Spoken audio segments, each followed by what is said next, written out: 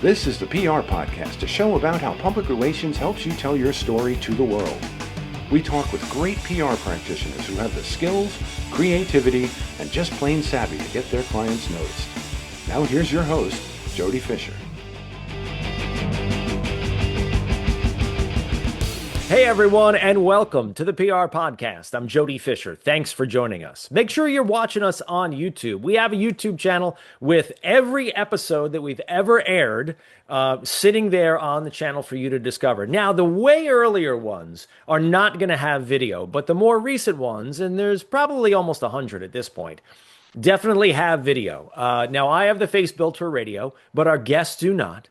And it's just more fun to watch than it is to just listen. You can certainly listen if you want, Spotify and Apple, but watching on YouTube, I think, is the way to go. So check us out on YouTube. We are at The PR Podcast. Make sure you put the in there, because there's only one The PR Podcast. And you can search us up on YouTube, like, subscribe, follow, all that jazz. Now let's get on with our show for today. We got a great guest. Mark Mallchok is Chief Event Strategist and co-founder of Brella Productions, based in the Chicagoland area, which optimizes corporate meetings and event experiences around the world for notable healthcare, financial services, and manufacturing clients. Mark's goal is to remove the high cost and stress from planning corporate events by making them more efficient, economical, and engaging. Drawing on his theatrical film background, Mark finds compelling stories that anchor client projects and support their business and learning goals to deliver unparalleled face-to-face, virtual, and hybrid experiences. Mark, welcome to the PR Podcast. Thanks, Jody. It's great to be here. I'm very excited about today's conversation. Absolutely. Let's talk about that theatrical and film background. Where did you come from? So actually, I was born and raised on the Big Island of Hawaii, right? So very different from where I am in Chicago right now, and always wanted to be an actor. Loved the idea of being an actor. Like, I was putting on shows at very young age, and luckily my mom was involved in professional theater. My parents were both librarians. They worked at a school that allowed me to get up on stage from a very early age. So I had been in theater since I was tiny little kid. I went to Northwestern University, which is the reason why I came to Chicago, wanting to be an actor. I very quickly realized that there are a lot of really talented actors. So I pivoted and became a director instead, which was a great choice. And then came out of the theater school there with a minor in radio, TV, film, and decided that I like to eat.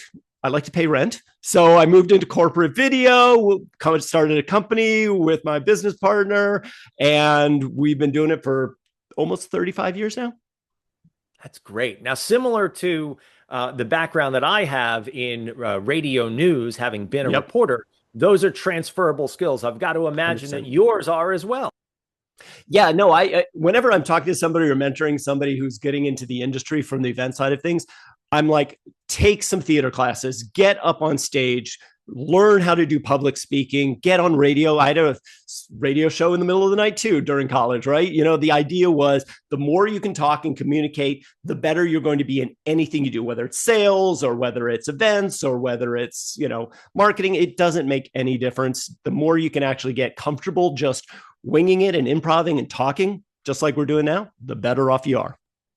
Was there a moment where you had, other than the wanting to eat, which I totally get, was there a moment where you said, ooh, I can take these skills and transfer them into a business and an event creation business? And what was that moment, and describe it for us?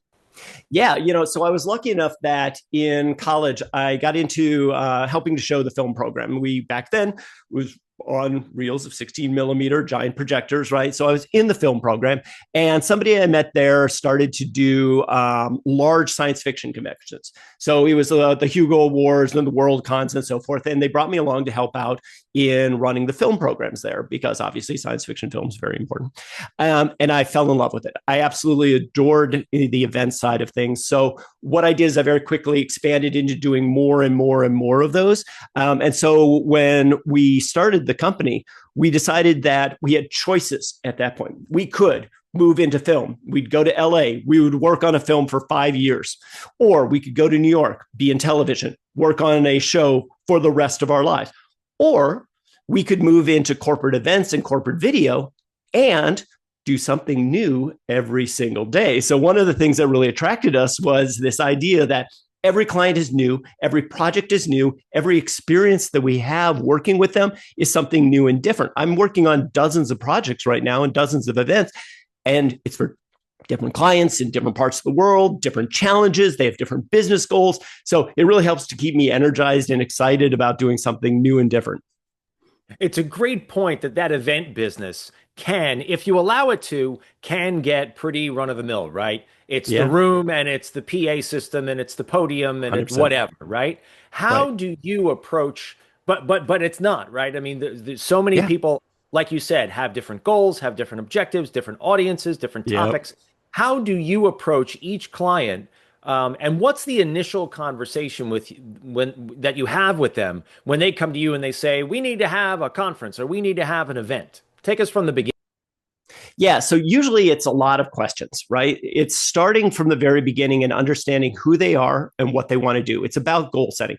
So most people, unfortunately, don't do this very important first step. They don't sit down and go, why are we having this event? What's the purpose for it, right? It's always about, well, we did it last year, or it's the religious goals. Oh, we're going to have it in this country, in this city, in this venue, right? They don't stop and go, all right, why? Right. So that's your first important thing.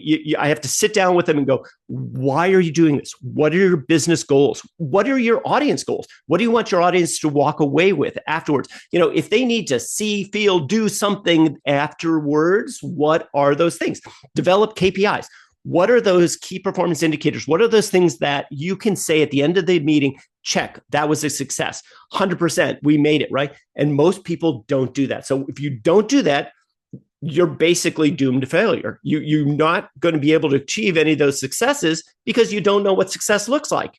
So that's the first thing I do is I always sit down and say, let's take a step back. Let's go back a little bit and understand what is it that you're trying to accomplish? What does success look like? Great. Now let's get you there. I'm so glad to hear you come through with that why question, because that's the question the PR people ask too. Oh, when someone sits down in front of us and says we need to be in the New York Times, as an example. Yes. Why?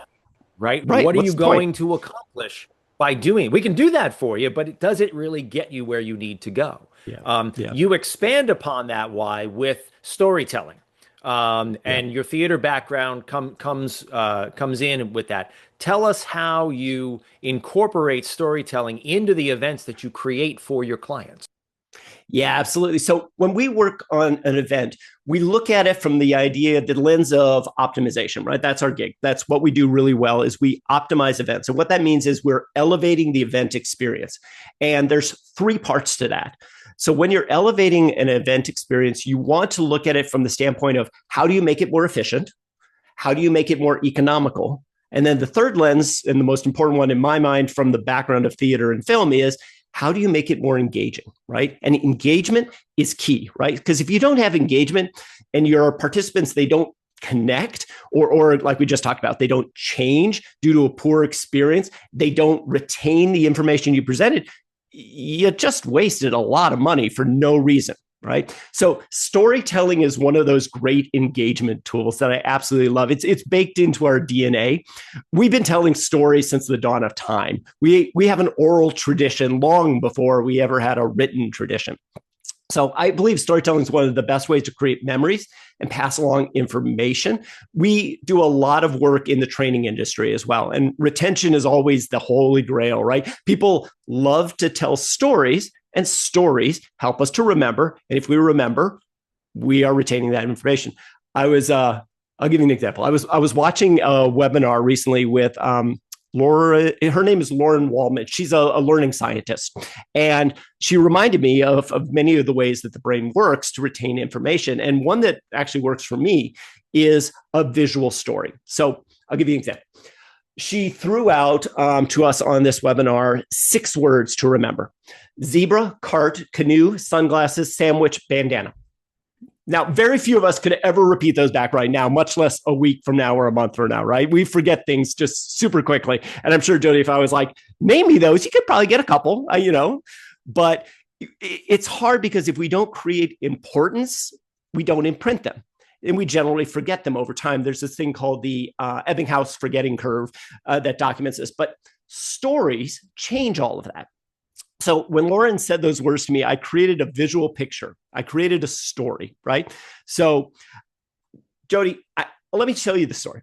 So I saw the most amazing thing recently. I wanted to share it with you and everybody listening. So I was traveling in Europe. And one day, while I was walking down the street, I saw the most incredible thing. You're never going to believe this. It was a zebra, but it wasn't just any ordinary zebra. It was actually wearing sunglasses, and it had a bandana, like sunglasses, a bandana. But what made it even stranger was that it was actually hooked up to this cart. And in the cart, there was this huge canoe, and it was just filled to the brim with sandwiches, like crazy, right? So to this day, I can't help wondering, like, what sort of crazy island picnic this zebra was going to with its stylish sunglasses and its bandana, delivering sandwiches via cart and canoe, right? So her webinar, like this was months ago, right? Months ago. And I still remember these words. And now, sadly, Jody, you and everybody else listening, you're going to remember these for the rest of your life, right? I love that. That is such a great lesson. I thought you were going in a very Marvel Winter Soldier direction there. I could have gone there too, right? Yeah. but totally get that. And it's a terrific explanation of how we remember information, how we retain it, and how we carry it forward and relay it to other people, right? Exactly. And that's a key for a successful corporate meeting or an event, right? You need to connect with your audience, and we need human to human contact. We need connections, right? And the best way to engage is by turning a passive audience into active participants, right? And the more senses you activate, the better the retention. Stories are a great way to do that. There's so many key parts of this that take you there, right? And there's tons of stories on like things like boredom and retention and connection, but I can share with you just a couple of key hints or tips or tricks for people to use stories or other ideas for making your events more successful. So a couple of things. There's a huge challenge right now in attention span. Right? People's attention spans have been dropping every single year. Like currently, it's for attention span, it's like 47 seconds. I mean, less for newer generations. It goes down to like 8 seconds. But even for what we deal with, which is general audience focus at events, it's about under 10 minutes, right? So that's not a lot on average. Some generational skew here. Obviously, younger is shorter, older is longer. But the big thing I want people to take away is you have to constantly find ways to change things up, to re-engage them, to reconnect. So change speakers, ask a question, show a video, show a new graphic, play music, make them stand up, connect in some way, something that re-engages that brain. Because the second one is that there's a 44-minute sweet spot where boredom really starts to kind of set in. So don't do like hour-long, 2-hour-long passive presentations from somebody just babbling on. People get bored very quickly, right? Even if you do all those great 10-minute things, keep it short, give them a brain break. People need time to like write notes, absorb the content, and really sort of recover from one talk before you go to the next one. And then don't rush. Like, it's better to stop presenting and speeding through things and really kind of to get through everything and skip all the important information. Not only will the audience suffer from that one, but you're going to cause a ripple effect because all of that overload is just skewing their brain for everybody that follows you. And obviously you're running late. So there's tons of things like rehearsals, definitely do them. So I have so many things that we can talk about, but yeah, just pay attention to your audience, pay attention how they're connecting to you, find ways to connect through stories and entertain them because that entertainment will refresh them, keep them engaged and allow them to retain the information. Let's get into this sort of the technical aspects of creating a successful event. Are there sweet spots, like you said, of either room size or presentation length or, not using a big screen, dare I say PowerPoints, people stand there and read them, but you know what I mean, right? The technical aspects of putting people in a room to have an event. Are there things you've seen that work or don't work and why? Yeah. I think it all comes back to your agenda. Like, don't overload your agenda. If that's the biggest thing I can take people who are listening to this to take away from this is don't overload your agenda, right? Give people that time because everything flows from there. And once you don't overload your agenda, you can start looking at things like smaller is better. Like, don't have a big room where people get lost as a passive viewer. Make them active participants again, right? So even if you're in a room, find ways to do polls, find ways to get them to stand up, do icebreakers where they talk to each other. It's easier in a smaller room, but very doable in a larger space. As far as the AV goes, we do have to be very careful about how much glitz and glamour and spectacle we produce. Not everybody in the audience reacts well to flashing lights and loud sounds, right? It's something we have to be very aware of. But do look for ways to engage your audience. You really want to make sure that what you're creating is an experience, because an experience creates memorable moments, and memorable moments are tied to retention. All right. So you do want to find ways to do really nice branding. You do want to find ways to make sure that all of your audio is good, that your screens are large enough that people can read them. There's all the normal things like don't make it just, a PowerPoint eye chart where there's too much information. Don't read exactly what's on there. Less is more. So if you have big, beautiful graphics, that's amazing. Tell your story to those graphics. Don't list out your story. If somebody is reading, they're not listening, right? So there's those types of things. Break things up a lot, give people more time in order to sit down and connect with each other. There was this amazing conference that I went to, and the very first thing this person did, who was his goal was to meet 10,000 people and really know those 10,000 people. And one of the things he had us do was to say, before I even begin, I want to take 5 minutes and I want you to turn to the person next to you and share something very detailed about you and learn something really detailed about them, and then do that to the other person on the other side. Everybody suddenly relaxed. They were very open to being able to understand what was come next, right? It put them at ease. It made them active in it. Then when he asked questions, everybody's hands were up instead of like one or two people in the back who were very brave, right? So there's a lot of tips and tricks, and these play equally as well in-person as they do in hybrid as in virtual.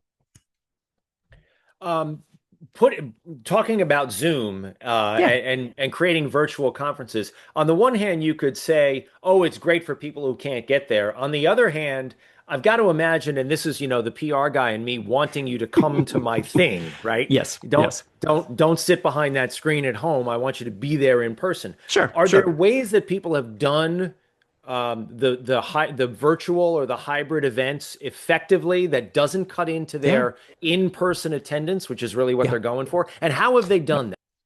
Yeah, no, great question. Great question. Again, theater background, right? Love to have a live audience, but the reality of the situation is it's not always possible, right? So you do need to think about this in advance. The best hybrid and virtual events are thought through early on in the process. It all comes down to communication, as well as coordination. And what I mean by that is that when you're actually putting together a really engaging experience, you need to remember that I'll talk hybrid for a second here, right? There are two audiences, and you can't let the virtual audiences feel like second-class citizens just because they can't be in the room, because some can't, right? So you want to communicate early so that people can plan. Hey, we're having this live event.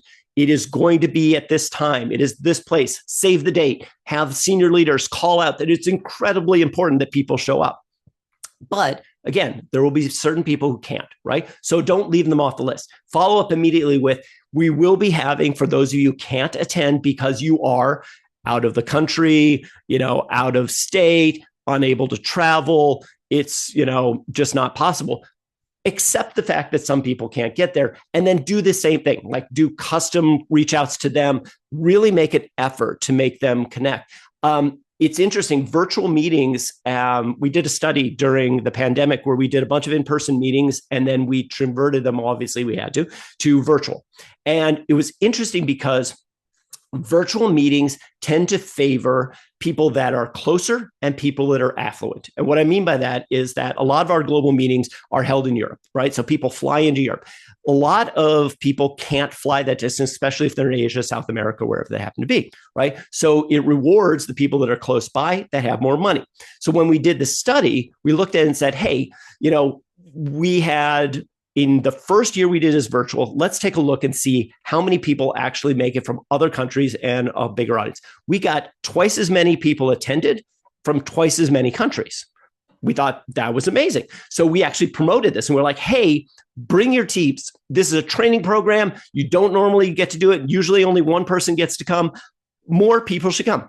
Year 2, 6 times as many attendees from 4 times as many countries, right? So the advantage of virtual and hybrid programs is that it allows for a greater number of people to be included in the program and to gain from that experience. But to your point, don't let people who are local think that that's an excuse for not showing up, right? This is a way to reward other areas. And you can make them visible by doing things like from virtual, like do hub and spokes. Hub and spokes are great ways to still maintain that in-person experience, but virtual. And what I mean by those are, let's say I'm in Chicago. We have a large corporate meeting that we hold in Chicago or Europe or wherever it happens to be. All right. So let's say there's 500 people that show up to that meeting, or 200 or whatever it happens to be. And we do that meeting for them. But at the same point, we're going to have thousands of people around the world who are also going to be attending. Make sure that those other people try to get together instead of sitting at home and watching this. Get them into a conference room, get them into a small meeting room, get them into another venue so that they can have that in-person connection, that human-to-human contact together, but still hear the message from leadership that is coming from the main space. So lots of options around that. Great advice. So just to round out the conversation here, if someone's listening to this and they've got an event coming up and they're starting to think about how they want to put this together, other than reaching out to someone like you, what are a couple of key things, places they need to start? Yeah, I think the key things are what we've talked about, right? First and foremost, determine why you're doing this meeting. What are your KPIs? And then the most important thing I would say is determine what your leadership support is like. Do you have a budget?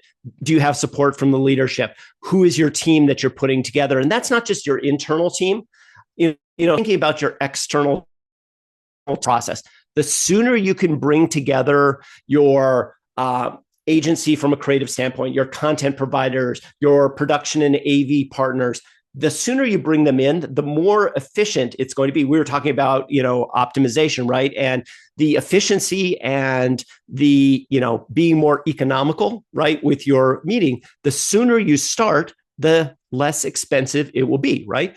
The challenge is if you wait too long, this is happening right now. Flights are going through the roof due to, fuel costs, right? If you are trying to rent a venue, the longer you wait, there's going to be more expensive because scarcity drives price, right? So the hardest thing to do is make a decision early, commit to doing the meeting, whether it's a in-person, a hybrid, or a virtual, bring together the team, bring in your outside partners because they're the experts in finding ways to make it better for you and more economical. And you'll end up with less U-turns and roadblocks and things where you're going around. Everything will just be so much easier the sooner you start and get moving on things. Well, Mark, great perspectives here. Thank you so much for coming on the show today and sharing your insight. Yeah, it was great chatting with you. And hopefully some of the things that we talked about will resonate with people and give them hints and ways to make their meetings more effective. Sounds good to us. We are not done with you yet, however. We are going to segue now into the rapid fire question portion of our podcast. This is where we steal a page from inside the actor's studio. We ask our guests a series of rapid fire questions meant to elicit a simple answer, maybe a laugh or two. With your indulgence, Mark Mallchok, let's begin with rapid fire question number 1. What is your favorite news source? Well, every day when I wake up, they're all over the place. They're on my laptop, they're on my iPhone, they're on my iPad, right? So I'm constantly bombarded with them. But for an alternative, I do like to go to shows like Colbert Report, Daily Show last night with John Oliver, because if we can't laugh at the news, we're just going to cry. For sure. What shows, you mentioned a few shows there. What shows have the best production value in your mind? I mean, of those, all of them are absolutely phenomenal, and one of the things we try to do more and more is live up to those shows. Like we want any virtual program we do to feel like a broadcast show. So I love all three of those. I would say probably Colbert for live and John Oliver for studio. Full agree. All right, rapid fire question number 2. What's your favorite social media platform? I'll give you 2. Business is LinkedIn, and for fun, it's Sea People. So this is an app and a social media platform for sailors and people who love the water. Oh, love that. We're going to have to check that one out. Rapid fire question number 3, coffee or alcohol? So I grew up on the Kona coast of the Big Island of Hawaii and absolutely hate coffee. So it's going to have to go with alcohol. I'd say wine. I love to find small, like family-run wineries. So let's go with alcohol and wine. Love it. Rapid fire question number 4. What's your favorite on-the-run food? Let's see. For events, it's nuts, right?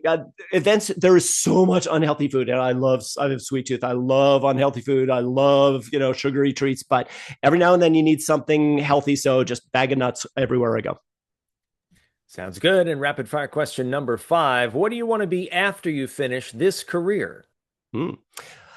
I love to explore the world, so it's probably going to be continuing to explore the world. Love sailing, so maybe it's a sailing instructor or a scuba instructor. Love scuba diving, right? Or maybe just a travel guide, but something that involves like continuing to explore the world, meeting new people anywhere I can. Somehow I think meeting new people is not a challenge for you. It's not. Sounds good. Mark, this has been a great conversation. Please let people know how they can find you online. Yeah, if anybody wants to chat or get information from me, connect with me on LinkedIn. You can visit Brella.com, easy way to find information about me, or I'll open this up, like email me at mark@Brella.com. Like just email me and ask your questions and connect with me. I'd love to find out more about what you're trying to do and give you some ideas and suggestions.